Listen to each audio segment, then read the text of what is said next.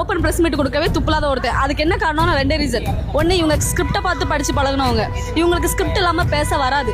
இவங்க ஸ்கிரிப்ட் இல்லாமல் இப்போ ஒரு நிருபர் போயிட்டு ஒரு கொஸ்டின் கேட்குறாங்க, அந்த கொஸ்டினுக்கு பதில் சொல்றதுக்கு இவங்களுக்கு ராணி கிடையாது. கண்டிப்பாக விஜய் ஆட்சியில் இருக்கும்போது கண்டிப்பாக தமிழ்நாடு ரொம்ப கேவலமாக தான் போகும். இந்த 15 நாளில் அவருடைய ஆட்சியை பார்த்து ஒரு 10 மதிப்பெண்ணுக்கு எத்தனை மதிப்பெண் கொடுக்கலாம்னா எவ்வளோ கொடுப்பீங்க?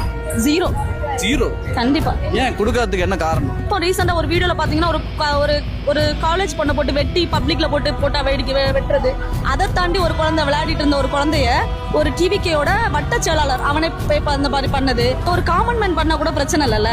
இந்த 15 நாள்ல நடந்த விஷயங்கள் எல்லாத்தையும் முக்காவாசி பாத்தீங்கன்னா இதை பண்றதே டிவிக்கேல இருக்கிறவங்க தான். இவ்வளவு நாள் என்ன பண்ணாங்கன்னா, எம்மா ராசாத்தி, நீ யாருமா? நீ எத்தனை பேர் கிளம்பி வந்துக்கிறீங்க இந்த மாதிரி முட்டு கொடுக்குறதுக்கு டிஎம்கேக்கு? விஜய் ஆட்சி பண்றது நல்லா பண்ணிட்டு இருக்காருன்னு எல்லாருக்குமே தெரியுது.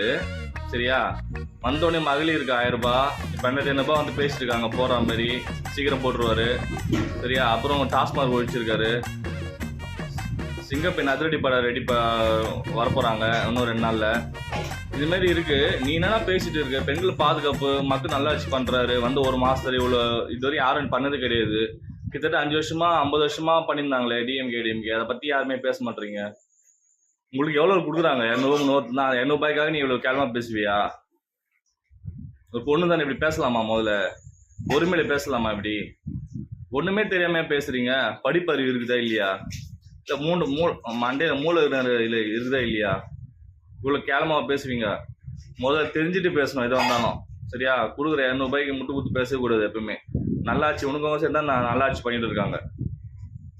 மக்கள் ஓட்டு போய் தேர்ந்தெடுக்கிறதுக்கு நல்ல ஆட்சி நல்லா பண்ணுவார் விஜய். அவன் மேல நம்பிக்கை வச்சு மக்கள் ஓட்டு போட்டு ஜெயிக்க வச்சிருக்காங்க. 1.5 கோடி கிட்ட மக்கள் ஜெயிக்க வச்சிருக்காங்க. சும்மா தனியா நின்று ஜெயிச்சிருக்காரு அண்ணன் விஜய். மக்களுக்காக நல்லது பண்ண வந்திருக்காரு. சரியா? ஓரா பேசாத.